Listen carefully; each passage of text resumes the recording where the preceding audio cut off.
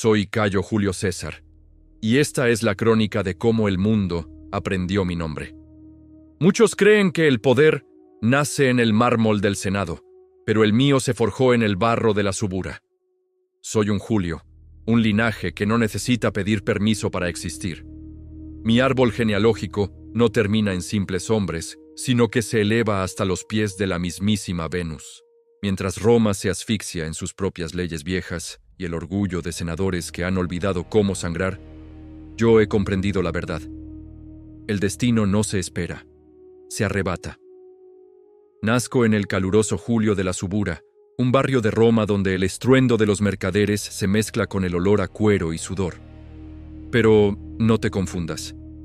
Aunque las paredes de mi casa no son de mármol real, mi sangre es más pura que la de cualquier senador engreído.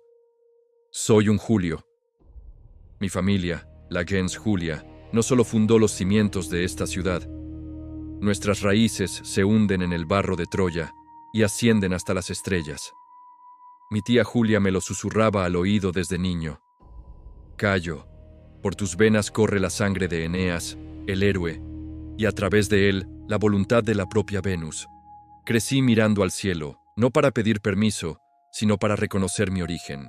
Mientras otros niños jugaban a ser soldados, yo los observaba, entendiendo que el mundo se divide en dos: los que son piezas en el tablero y los que mueven la mano. Mi padre, un hombre de honor pero de ambiciones moderadas, no sospechaba que en su mesa cenaba el hombre que incendiaría la República para reconstruirla a su imagen. En este primer acto de mi existencia, aprendí la lección más valiosa.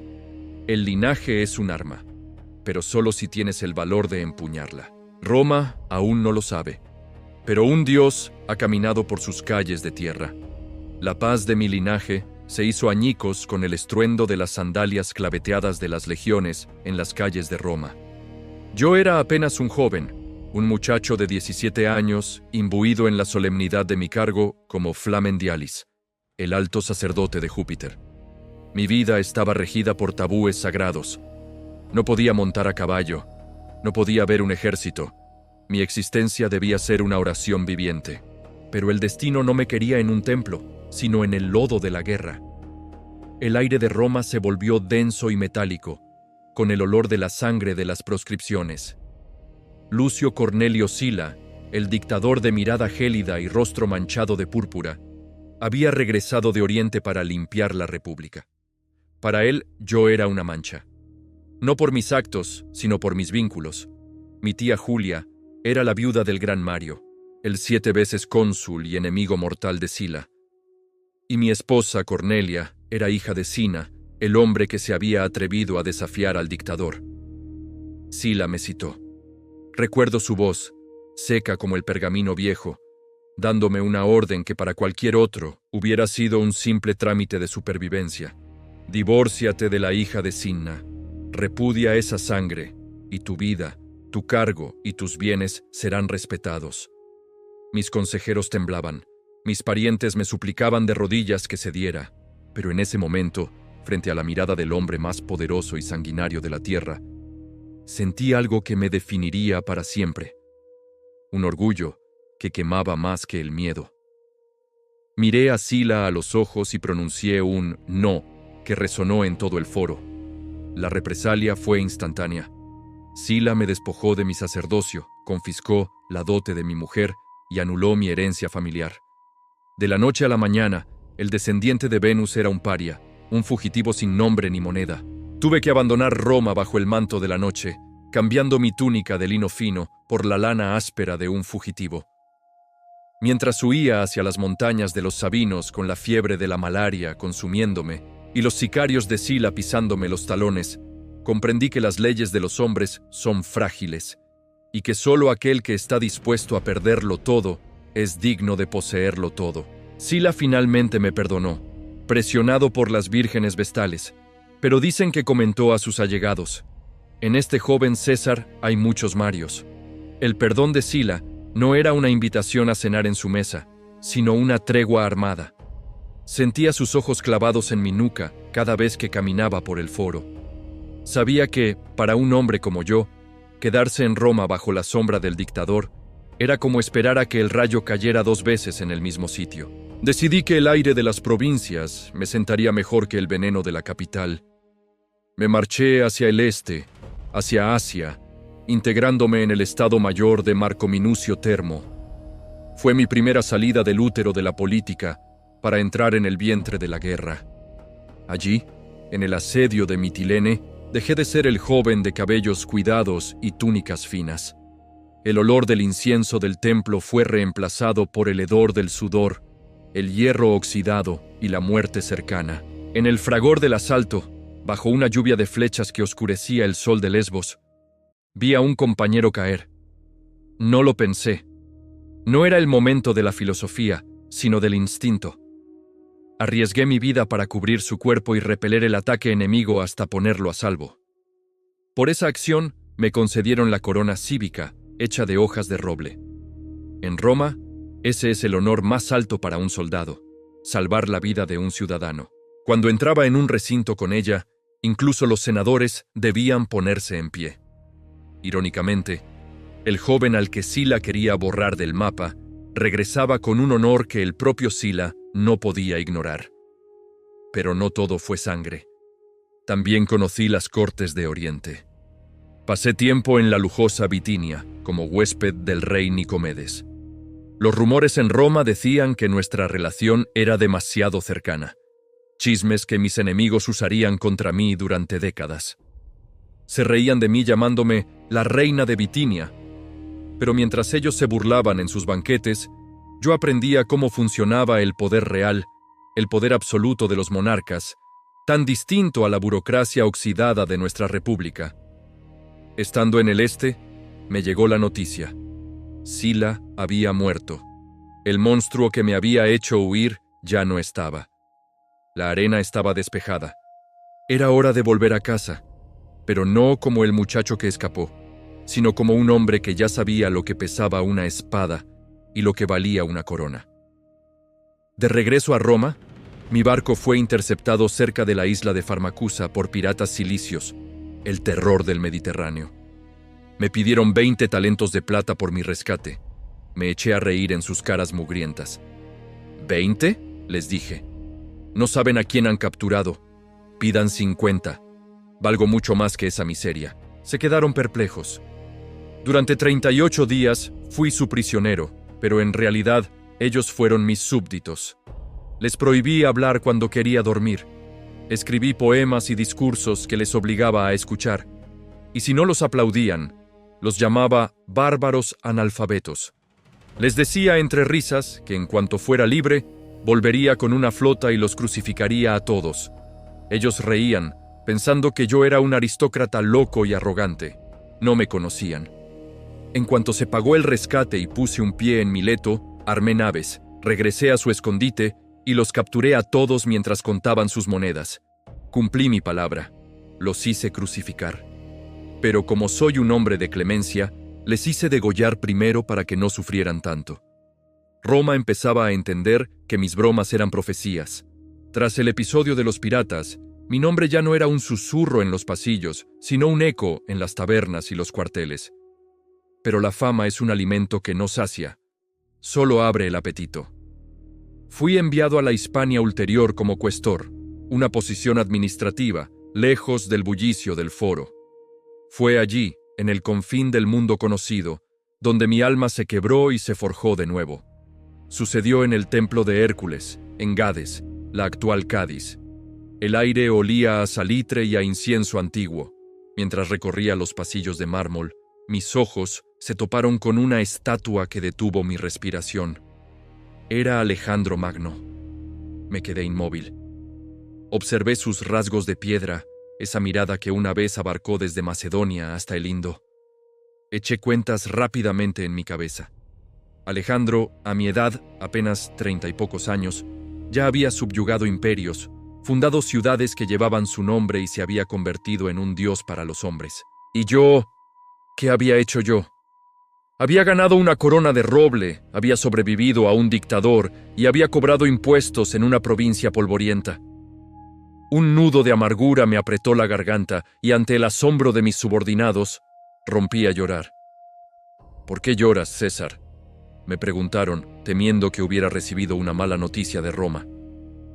¿No les parece un motivo para llorar?, respondí, secándome las lágrimas con rabia, que a la edad en que Alejandro ya había conquistado el mundo, yo no haya hecho todavía nada memorable. En ese instante, la ambición dejó de ser un deseo para convertirse en una enfermedad sagrada. No quería ser el mejor de los romanos, quería ser el único. Comprendí que el tiempo es el único enemigo al que no se puede derrotar en batalla, solo se le puede adelantar. Esa noche no dormí. Tuve un sueño extraño y perturbador. Soñé que violaba a mi propia madre. Los adivinos, temblando, me dieron la interpretación. La madre era la tierra, y el sueño significaba que yo estaba destinado a poseerla y dominarla por completo. Regresé a Roma con una urgencia que asustaba. Ya no buscaba la aprobación de los ancianos del Senado. Buscaba el amor de la plebe y el poder absoluto. El joven que lloró ante Alejandro había muerto en aquel templo. El hombre que haría llorar al mundo acababa de despertar. Regresé a Roma con la imagen de Alejandro quemándome las entrañas. Ya no era suficiente con ser un noble con buen apellido. Necesitaba que cada romano, desde el senador más rancio hasta el mendigo de la subura, supiera quién era Cayo Julio César. La política en Roma es un teatro, y yo decidí ser el mejor de sus actores. Me postulé para edil curul, el cargo encargado de los juegos y el mantenimiento de la ciudad. Era una trampa para muchos. Si no gastabas, el pueblo te olvidaba. Si gastabas demasiado, te arruinabas. Yo elegí lo segundo, pero con una elegancia que rozaba la locura. Pedí préstamos astronómicos. Debía tanto dinero que mis acreedores tenían más interés que yo en que yo sobreviviera y ascendiera. Si moría, sus fortunas morían conmigo. Organicé los juegos más espectaculares que la República hubiera visto jamás. Inundé el Circo Máximo. Traje a 320 parejas de gladiadores con armaduras de plata que brillaban bajo el sol, un exceso que hizo temblar de miedo al Senado, quienes rápidamente legislaron para limitar el número de luchadores que un ciudadano podía tener. Temían que mis gladiadores se convirtieran en mi ejército privado. Tenían razón en temer, aunque se adelantaban una década. Pero mi golpe maestro no fue el acero, sino el mármol. Una noche hice colocar en el Capitolio los trofeos de Mario, mi tío, el héroe del pueblo que Sila había intentado borrar de la historia. Al amanecer, la plebe lloraba de emoción al ver restaurada la gloria de su antiguo líder. Los optimates, la facción aristocrática, rabiaban de impotencia, pero no podían tocarme. El pueblo me custodiaba con su amor. Aprendí que el corazón de la masa es voluble, pero se compra con pan, sangre y orgullo. Me convertí en el hombre más endeudado de Roma y a la vez en el más indispensable. En el año 63 a.C., quedó vacante el puesto de Pontifex Maximus, el sumo sacerdote de Roma. Era un cargo vitalicio, generalmente reservado para ancianos ilustres que ya habían culminado su carrera. Yo, joven y rodeado de escándalos, decidí que sería mío. Mis rivales eran dos de los hombres más poderosos y respetados del Senado. La mañana de la elección, mi madre, Aurelia, me despidió en la puerta de nuestra casa con lágrimas en los ojos. La besé y le dije con una sonrisa gélida: «Madre, hoy regresarás a ver a tu hijo como pontífice máximo, o no lo volverás a ver nunca». Si perdía, mis acreedores me despedazarían y mis enemigos me exiliarían. No había plan B, pero esa tarde caminé por las calles con la túnica blanca del sumo sacerdote. Había ganado por una mayoría abrumadora. Ahora era el jefe de la religión del Estado, intocable, sagrado. Mi casa ya no era una vivienda, era un templo. Mi palabra ya no era solo política, era la voluntad de los dioses. Pero mientras los sacerdotes sacrificaban bueyes, yo ya estaba afilando el cuchillo para un sacrificio mucho mayor, la república misma. Tenía el fervor del pueblo y la santidad del cargo, pero en Roma el prestigio sin espadas es solo un adorno, y el prestigio sin oro es un espejismo. Para devorar el mundo, necesitaba aliados que llenaran mis vacíos. Corre el año 60 a.C. El Senado, Esa asamblea de ancianos temerosos, liderada por Catón, intenta frenarnos a todos. Pompeyo Magno, el general más laureado, regresa de Oriente y el Senado le niega tierras para sus veteranos. Marco Licinio Craso, el hombre más rico de Roma, ve cómo sus negocios son bloqueados por la burocracia aristocrática. Y luego estoy yo, Cayo Julio César, con la ambición ardiendo y las deudas asfixiándome. Hice lo impensable.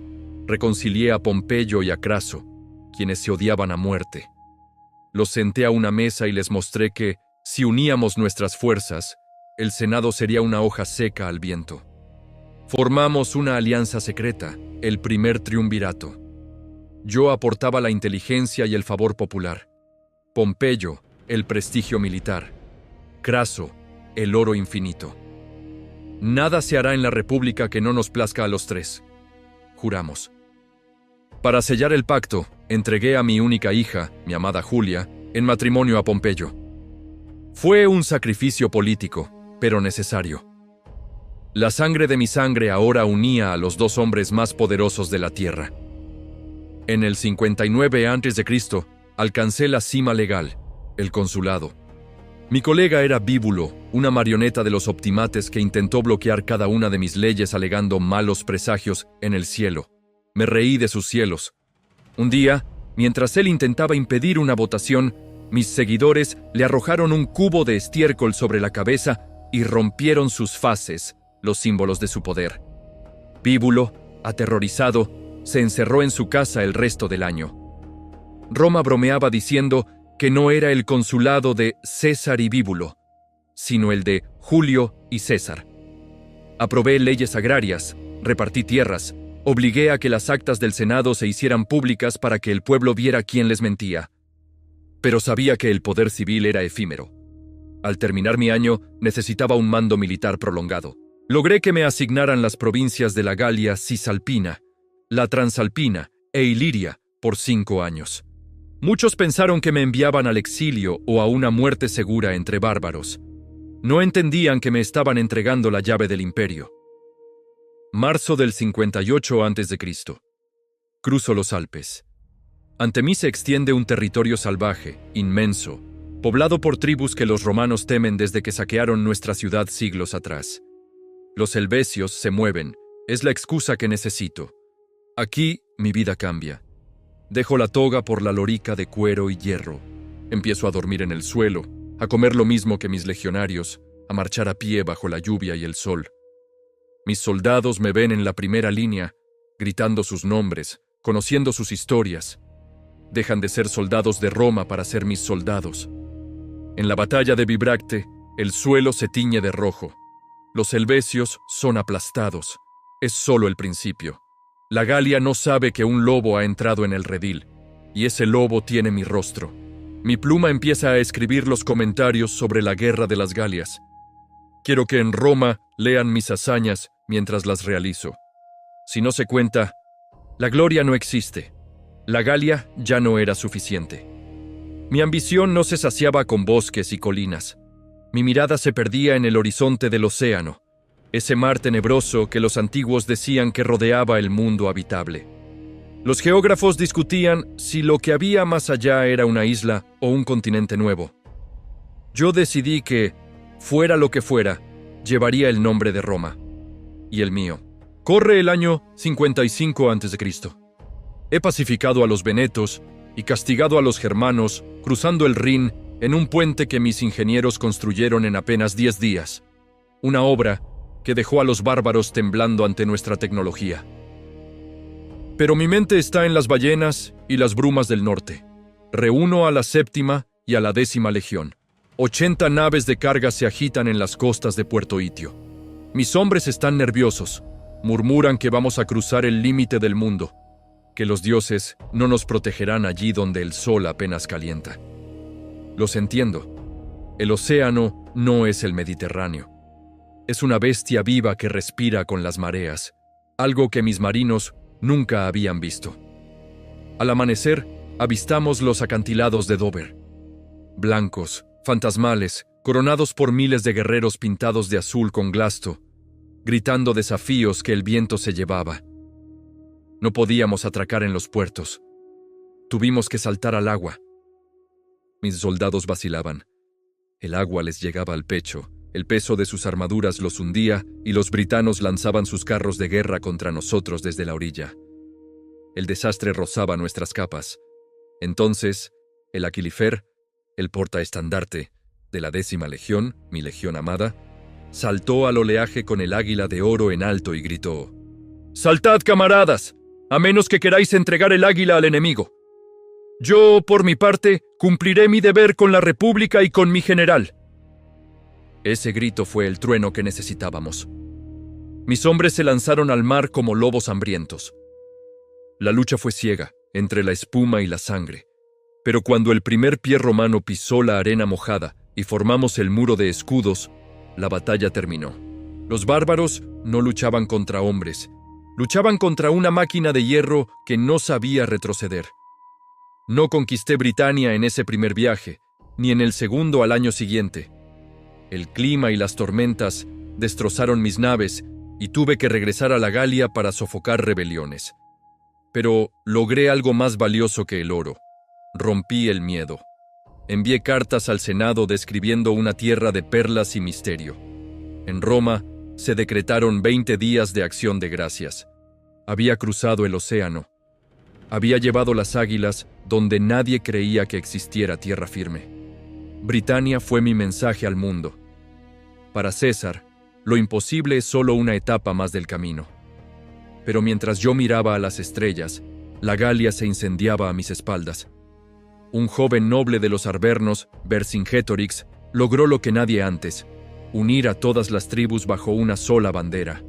No era un bárbaro común. Era un estratega que entendió que para vencerme debía quemar su propia tierra y dejarme sin suministros.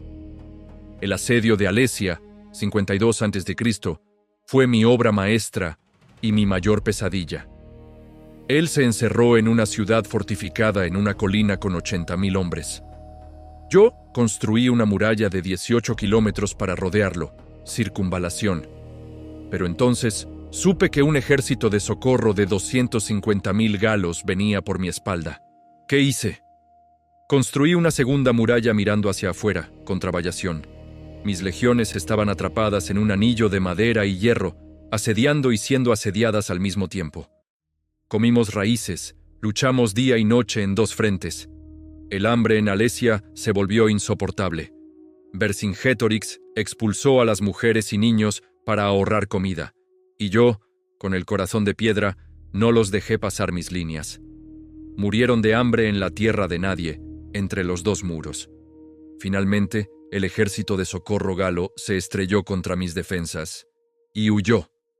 Vercingétorix, con su armadura de oro, cabalgó fuera de la ciudad, dio una vuelta alrededor de mi tribunal, se quitó las armas y se arrodilló. «Aquí tienes a un hombre fuerte, vencido por uno más fuerte», pareció decir su silencio. La Galia estaba muerta. Yo la había matado. 1.000.000 de muertos, 1.000.000 de esclavos. Pero ahora, las legiones no eran de Roma, eran mías. La gloria de Alesia aún resonaba en las colinas de la Galia.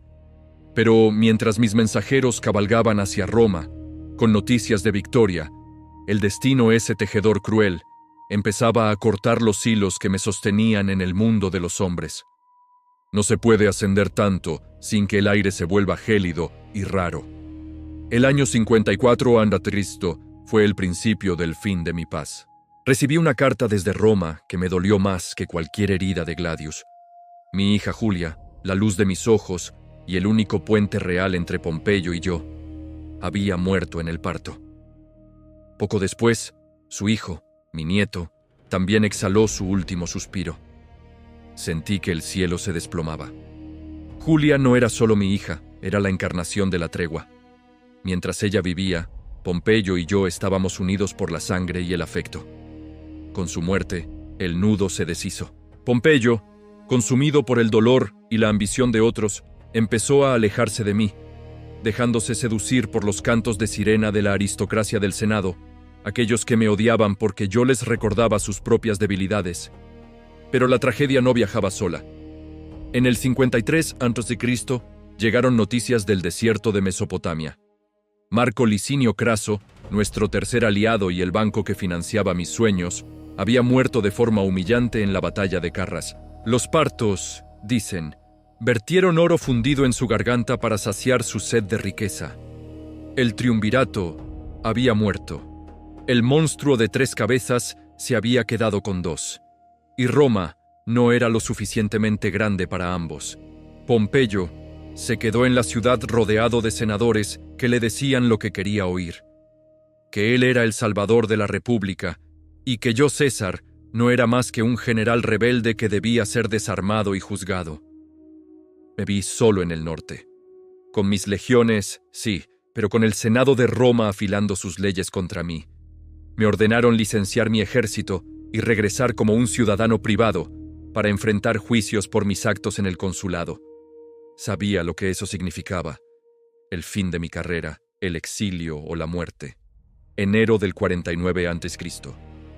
Me encuentro a orillas del Rubicón, un arroyo insignificante que marca la frontera entre mi provincia y la Italia, que me prohíben pisar con armas. Si lo cruzo con mis soldados, soy un invasor. Si no lo cruzo, soy una víctima. Pasé la noche en vela, discutiendo con mis lugartenientes. Miré las aguas oscuras. Sabía que cruzar ese río incendiaría el mundo, que miles de romanos morirían por mi decisión. Pero la alternativa era dejar que mis enemigos me pisotearan en el polvo del foro. Todavía podemos retroceder, dije a mis hombres. Pero si cruzamos ese pequeño puente, todo habrá de decidirse por las armas. En ese momento, dicen que se vio una figura divina tocando una trompeta. No sé si fue un dios o mi propia voluntad gritando, pero di la orden. Alea y acta est, susurré. La suerte está echada. Espoleé a mi caballo y entré en el agua. Al otro lado me esperaba la guerra civil, el odio de mis pares y finalmente el trono del mundo. Ya no había marcha atrás. Roma iba a saber lo que sucede cuando se acorrala a un león. El cruce del Rubicón no fue solo un acto de guerra. Fue un sacrilegio que hizo temblar los cimientos de cada templo en Roma. Al poner un pie en el lado italiano del río, dejé de ser el conquistador de las Galias para convertirme, a ojos de la ley, en un monstruo. Pero el pueblo me veía de otra manera. La noticia de mi avance corrió más rápido que mis jinetes. En Roma, el pánico fue absoluto. Los senadores, esos que me llamaban tirano desde sus cómodos asientos, huían por las puertas de la ciudad dejando atrás sus riquezas y a sus familias. Creían que yo era un nuevo Sila que entraría degollando a cada aristócrata y colgando sus cabezas en el foro. No me conocían. Mi arma más poderosa no fue el gladius, sino la clementia. A cada ciudad que rendía sus armas, yo le devolvía su libertad. A cada soldado enemigo que capturaba, le perdonaba la vida y le ofrecía un lugar en mis filas. Quería que el mundo viera que no venía a destruir Roma, sino a salvarla de los corruptos. Pompeyo, el gran Magno, el hombre que una vez limpió los mares de piratas, se vio superado por mi velocidad. No esperaba que yo avanzara en pleno invierno. Abandonó Roma, huyó hacia Brundisium y finalmente cruzó el mar Adriático hacia Grecia. Me dejó Italia sin luchar una sola batalla campal. Me senté en su silla en el Senado, pero no sentí victoria. Sentí el vacío de una casa abandonada por un hermano. Tuve que ir a Hispania primero para neutralizar a las legiones de Pompeyo allí. Voy a luchar contra un ejército sin general, para luego volver a luchar contra un general sin ejército, dije. Y tras vencerlos, crucé el mar hacia Grecia para el encuentro final. Agosto del 48 a.C., las llanuras de Farsalia. Pompeyo tenía el doble de hombres que yo. Tenía a toda la nobleza de Roma a su lado. Jóvenes caballeros con perfumes y túnicas de seda que ya celebraban su victoria antes de empezar. Mis hombres, en cambio, eran esqueletos vivientes, curtidos por 8 años de barro galo, que solo tenían sus cicatrices y su fe en mí.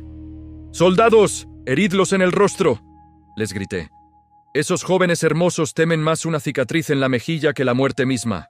Cuando las líneas chocaron, no fue una batalla, fue una carnicería de voluntades. Mi cuarta línea, escondida, destrozó a su caballería. Pompeyo, Al ver a sus invencibles huir, se retiró a su tienda, se quitó las insignias de mando y huyó como un criminal. Al caminar entre los cadáveres de mis compatriotas tras la batalla, sentí una tristeza infinita. Miré los cuerpos de los senadores y dije en voz alta para que los dioses me oyeran: ellos lo quisieron, me obligaron a esto. Perseguí a Pompeyo hasta las costas de Egipto. Esperaba encontrarme con él, quizás perdonarlo, quizás gobernar juntos de nuevo. Pero el destino tiene un sentido del humor macabro. Al desembarcar en Alejandría, los ministros del niño rey Ptolomeo XIII se acercaron a mi barca. Traían un regalo envuelto en lino. Cuando lo abrieron, la cabeza de Pompeyo Magno, mal embalsamada y con los ojos aún entreabiertos, rodó por la cubierta.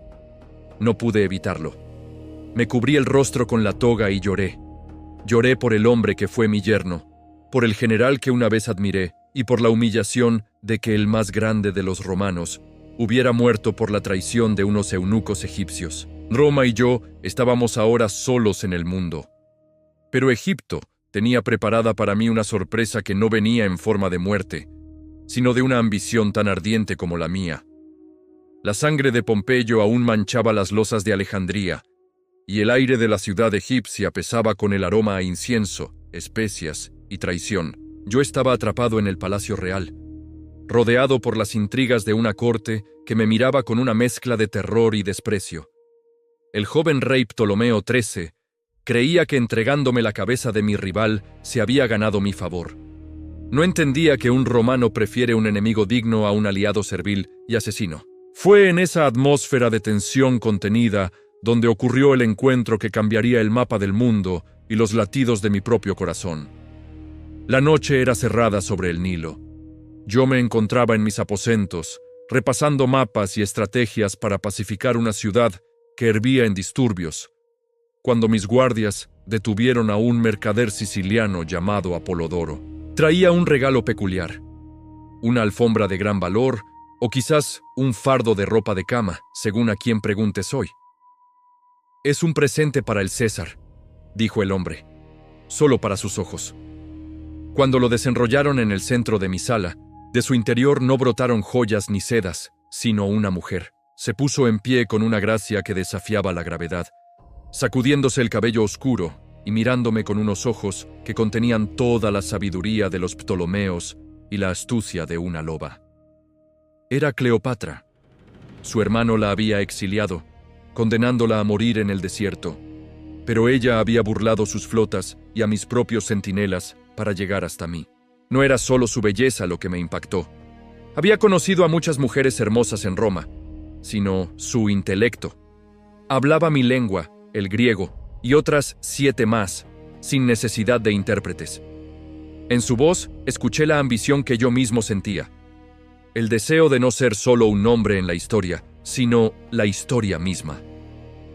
Esa noche, bajo las estrellas de Egipto, olvidé por un momento las austeras leyes de la República. Ella me mostró una visión del poder que en Roma era pecado, el poder de un dios rey. Me llevó a navegar por el Nilo en una barca de oro, mostrándome las pirámides que ya eran antiguas cuando Roma no era más que una colina de pastores. Me dio un hijo, Cesarión, el pequeño César. Por ella me vi envuelto en una guerra urbana brutal contra los ejércitos de su hermano. Casi muero ahogado en el puerto de Alejandría, teniendo que nadar por mi vida con una mano en alto para salvar mis manuscritos mientras las flechas silbaban a mi alrededor. Fue allí donde la gran biblioteca ardió, una tragedia que aún me pesa en el alma. Ver el conocimiento del mundo convertido en cenizas mientras yo luchaba por un trono que no era el mío. Finalmente, instalé a Cleopatra en el trono de Egipto. Ella era mi reina, mi aliada, y para los ojos de los puritanos de Roma, mi perdición. Me quedé en Egipto más tiempo del que la prudencia dictaba. El mundo decía que estaba hechizado, pero la verdad era más simple. Había encontrado a la única persona capaz de mirar al sol conmigo sin parpadear. Pero el deber me llamaba. Roma se desangraba y los hijos de Pompeyo se alzaban en África y el Ponto. Debía dejar los brazos de la reina para volver al frío acero de la legión. Me marché, pero llevándome conmigo el perfume de los lotos y una idea peligrosa. ¿Por qué ser solo un dictador cuando uno puede ser un faraón? Salí de los brazos de Cleopatra directamente hacia el campo de batalla en Asia Menor. Farnaces II, el rey del Ponto, creyó que yo estaba ablandado por el lujo egipcio. Se equivocó de forma terminal. La batalla de Sela duró apenas unas horas. Fue un relámpago de violencia romana. Mis veteranos cortaron sus filas como si fueran trigo maduro. Cuando escribí mi informe al Senado, no usé los largos y tediosos párrafos de mis anteriores campañas. Solo necesité 3 palabras para resumir mi superioridad y mi desprecio por sus enemigos. Beni, vidi, vici. Llegué, vi, vencí. Era un mensaje directo para los senadores que conspiraban en las sombras. No importa dónde me esconda o cuánto me demore, cuando llego, la victoria es un trámite. Roma se preparó para recibirme con una mezcla de adoración histérica y terror contenido. No celebré un triunfo, celebré 4, por la Galia, por Egipto, por el Ponto y por África. Durante días, las calles fueron un río de oro, cautivos encadenados y tesoros exóticos. Hice desfilar elefantes portando antorchas y repartí monedas a cada ciudadano hasta que mis cofres quedaron vacíos. El pueblo gritaba mi nombre hasta desgañitarse, pero en los ojos de los senadores solo veía el reflejo del odio. Me nombraron dictador perpetuo, un título que en la vieja Roma era una blasfemia, pero que para mí era la única forma de detener el caos. Me senté en un trono de oro en el Senado, vestí la túnica púrpura de los antiguos reyes de Alba Longa y permití que mi estatua fuera colocada junto a las de los 7 reyes de Roma. Empecé a reconstruirlo todo.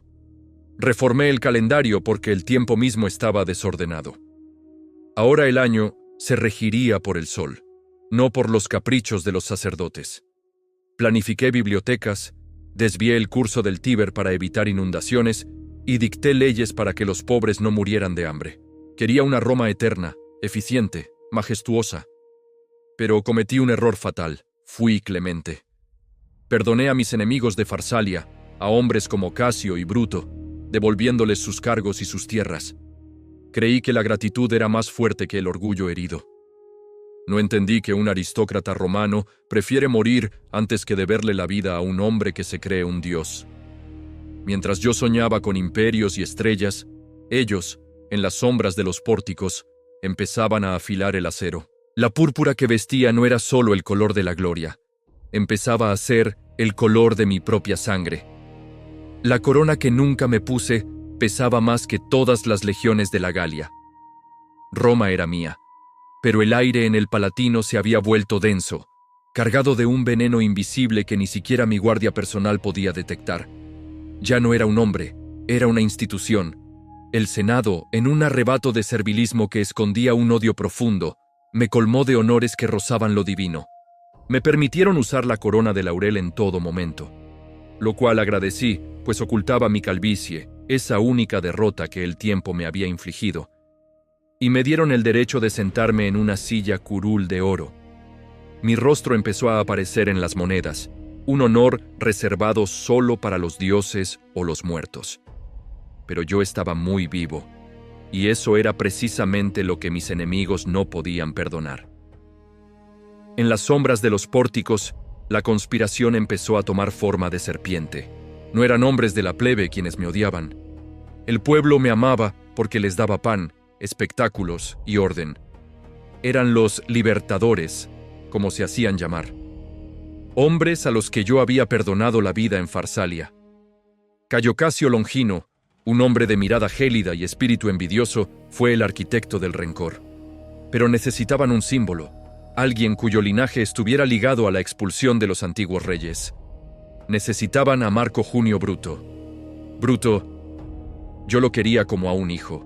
Algunos decían que lo era, fruto de mis años de pasión con su madre, Servilia. Lo ascendí, lo protegí, le di el gobierno de la Galia Cisalpina. Pero Casio le susurraba al oído: tu antepasado sacó a los reyes de Roma, y tú ahora te arrodillas ante uno. La virtud de Bruto fue su debilidad. Su amor por la abstracción de la república fue más fuerte que su lealtad al hombre que le había dado todo. Mientras tanto, Yo cometía el error de la omnipotencia, la indiferencia. Despedí a mi guardia española, mis jinetes más leales. Es mejor morir una vez que vivir temiendo a la muerte, decía a quienes me advertían. Mi arrogancia era mi armadura, pero también mi verdugo. Un día, durante la fiesta de las Lupercales, mi mano derecha, Marco Antonio, intentó ponerme una diadema real en la cabeza frente a la multitud. El pueblo guardó un silencio sepulcral, un frío que me caló los huesos. Rechacé la corona 2 veces, ordenando que la llevaran al templo de Júpiter, diciendo que solo Júpiter es rey de los romanos. Pero el daño estaba hecho. Mis enemigos vieron en ese gesto un ensayo general de mi coronación. Las paredes de mi casa empezaron a susurrar advertencias. Los astrólogos hablaban de cielos ensangrentados y aves de mal agüero. Yo solo veía el trabajo que quedaba por hacer. Una campaña contra los partos para vengar a Craso, la reconstrucción de Cartago y Corinto, la codificación de las leyes. Tenía prisa. El destino me pisaba los talones y yo intentaba ganarle la carrera a zancadas de gigante. No sabía que el hilo de mi vida ya estaba siendo medido por manos que yo mismo había estrechado con afecto. La noche previa al final fue una guerra de sombras. Roma dormía, pero el aire estaba cargado de una electricidad estática, como si la propia ciudad presintiera el hacha que estaba a punto de caer sobre su cuello. Yo, que había dormido en campos de batalla rodeado de enemigos, no pude encontrar el descanso en mi propio lecho. Afuera, la naturaleza parecía haber enloquecido. Se hablaba de hombres envueltos en llamas que caminaban por las calles sin quemarse, de animales que hablaban con voces humanas y de un buey sacrificado que no tenía corazón. Yo no soy un hombre dado a la superstición, soy el Pontifex Maximus. Yo trato con los dioses, no les temo. Pero esa noche el frío se me metió en los huesos. De pronto, un estrépito me hizo saltar de la cama. Las puertas de mi cámara se abrieron de par en par, empujadas por un viento sobrenatural. Mi esposa, Calpurnia, despertó gritando. Entre sollozos, me rogó que no saliera de casa al día siguiente. He soñado que te sostenía en mis brazos, César, y que estabas cubierto de heridas, chorreando sangre como una fuente rota, me dijo, temblando de pies a cabeza. Calpurnia no es mujer de histerias. Es una patricia romana de temple firme. Su miedo me hizo dudar. Por un momento, decidí que no iría al Senado. Enviaría a Marco Antonio a decir que los sacrificios no eran favorables. Mi cuerpo, marcado por las fatigas de las Galias y los ataques de la enfermedad sagrada, la epilepsia, me pedía un respiro. Pero entonces apareció Décimo Bruto, uno de mis generales más cercanos y, como sabría después, uno de mis asesinos más decididos. Se rió de mis temores con una elegancia que hoy me parece diabólica. ¿Qué dirán los senadores, César? ¿Que el gran conquistador no sale de casa porque su mujer ha tenido un mal sueño? Te están esperando para nombrarte rey de las provincias. Si te vas ahora, dirán que te burlas de ellos. Ese fue mi error, el orgullo. No quise parecer un cobarde ante los hombres que yo mismo había vencido. Me vestí con la toga de gala, me calcé las sandalias rojas y salí a la calle. Al pasar por el umbral, un desconocido me entregó un pergamino. «Léelo, César, es urgente, tu vida depende de ello», me susurró. Pero la multitud me empujaba, los peticionarios me rodeaban y yo, con la arrogancia del que se cree inmortal, guardé el papel en el pliegue de mi toga sin leerlo. Era la lista completa de los conspiradores. Llevaba mi propia salvación en la mano y la traté como si fuera una simple queja de un ciudadano. Caminé hacia la curia de Pompeyo. Irónicamente, iba a morir en la casa de mi antiguo rival. El sol brillaba con una luz blanca y cegadora. Me crucé con el adivino que me había advertido semanas atrás. «¡Mira, Espurina!», le grité con sorna. «Ya han llegado los idus de marzo y no ha pasado nada». Él me miró con una tristeza que me heló la sangre y respondió en voz baja. «Sí, César, han llegado, pero aún no se han ido». Entré en la curia. Los senadores se pusieron en pie, un gesto de respeto que hoy sé que era el de los carniceros ante la res. Me senté en mi silla de oro. Marco Antonio, mi brazo derecho, fue entretenido afuera por uno de los conspiradores para dejarme solo. Se acercó Otilio Cimbro, fingiendo que me suplicaba el perdón para su hermano exiliado. Los demás se agruparon a mi alrededor, cerrando el círculo. Yo estaba impaciente. «Basta, Tilio, esto es violencia», le dije mientras intentaba apartarlo. En ese momento, él tiró de mi toga, desnudando mi cuello. Era la señal. Casca, el primero de los cobardes, sacó un puñal y me hirió cerca de la garganta. La herida fue superficial, fruto del miedo que le temblaba en las manos. «¡Maldito Casca, ¿qué haces?», rugí, clavando mi punzón de escribir en su brazo. Pero entonces el aire se llenó de acero. Puñales de todos los lados buscaban mi carne. Me defendí como un león, usando mi toga como escudo, golpeando con lo único que tenía a mano. Pero eran 23 contra 1. Sentí el frío del metal en mis costados, en mis muslos, en mi pecho. Buscaba una salida entre el bosque de cuchillos, hasta que lo vi a él. El mundo se detuvo. El estruendo de la curia, los gritos de los senadores que huían despavoridos y el metal chocando contra mis costillas se convirtieron en un zumbido lejano, casi pacífico. Mi cuerpo ya no sentía el dolor de las primeras heridas. La adrenalina de 1000 batallas me mantenía en pie, pero mi alma ya estaba buscando la salida. Entre la marea de rostros desencajados por el odio y el miedo, divisé una figura que avanzaba con el puñal en alto. Mis ojos, nublados por la sangre que bajaba de mi frente, buscaron consuelo en su mirada. Era Marco Junio Bruto. No era un conspirador más. Era el hombre al que yo había perdonado en Farsalia cuando sus manos aún olían a la pólvora de Pompeyo. Era el hombre al que había colmado de honores, al que amaba con una ternura que rozaba lo paternal. Durante un segundo, el tiempo se congeló.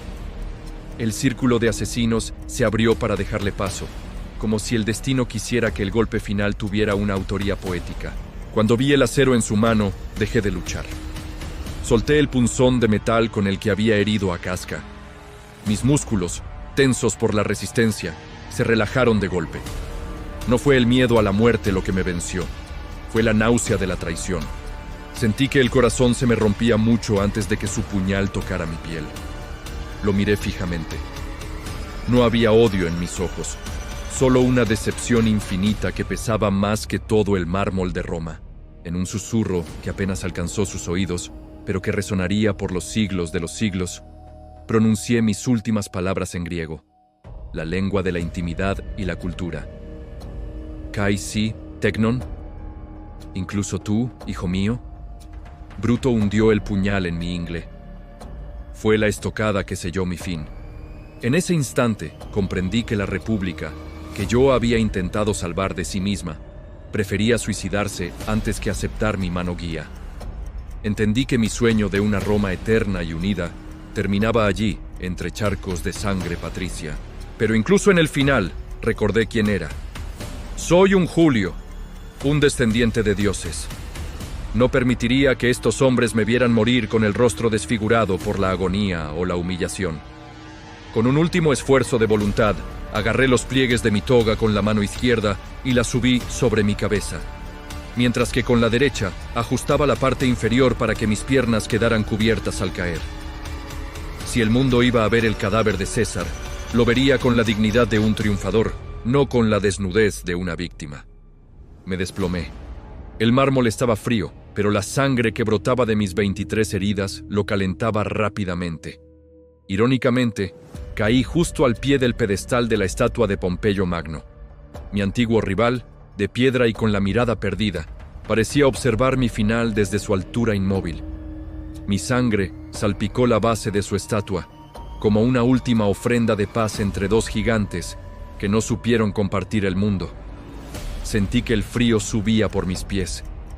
El techo de la curia se alejaba. Los asesinos huyeron, dejando mi cuerpo solo en el centro de aquel salón vacío. Cayo Julio César ya no respiraba.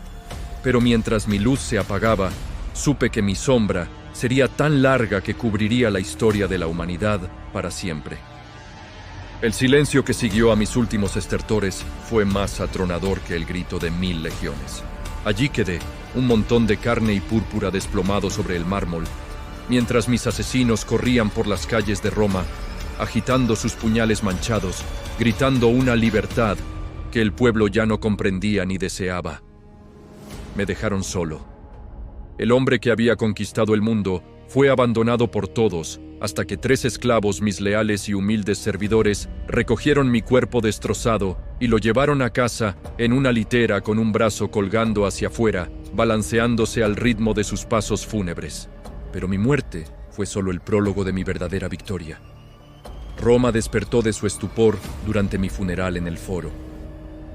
Marco Antonio, mi fiel lugarteniente, subió a la rostra y leyó mi testamento. Cuando el pueblo supo que yo, el tirano, les había dejado mis jardines privados como parques públicos y una suma de dinero a cada ciudadano individualmente, el dolor se transformó en una furia volcánica. Antonio levantó mi toga ensangrentada, mostrando los 23 agujeros por donde se había escapado mi vida. El pueblo no vio heridas, vio traiciones. No vio a un dictador muerto, vio a su padre asesinado. En un arrebato de locura y amor, la multitud no permitió que mi cuerpo fuera llevado a la pira oficial. Arrancaron los bancos del Senado, las mesas de los mercaderes y la madera de los tribunales para improvisar una hoguera allí mismo, en el corazón de Roma. Las llamas subieron tan alto que parecieron lamer las nubes, y los veteranos de mis legiones arrojaron sus armas y sus condecoraciones al fuego como sacrificio final. Y entonces ocurrió el milagro que selló mi divinidad. Durante los juegos que mi heredero, el joven Octavio, celebró en mi honor, un cometa de un brillo sobrenatural apareció en el cielo del atardecer. Durante 7 días, los romanos miraron hacia arriba y no vieron un astro, sino mi alma, ascendiendo a los cielos para sentarse al lado de Júpiter. Me llamaron Divus Iulius. Fui el primer romano en ser convertido en Dios por decreto de los hombres, pero por voluntad de las estrellas. Mis asesinos. Mis asesinos. Bruto y Casio pensaron que matándome salvarían la República. Lo que hicieron fue decapitarla. Uno a uno, el destino los cazó como a perros rabiosos. Ninguno sobrevivió más de 3 años. Ninguno murió de muerte natural. Sus propios puñales, los mismos que se hundieron en mi pecho, terminaron hundiéndose en los suyos en las llanuras de Filipos. El nombre de Libertador se convirtió en sinónimo de traidor. Y el nombre de César dejó de ser un apellido para convertirse en el título más alto al que un mortal podía aspirar. Mírame ahora.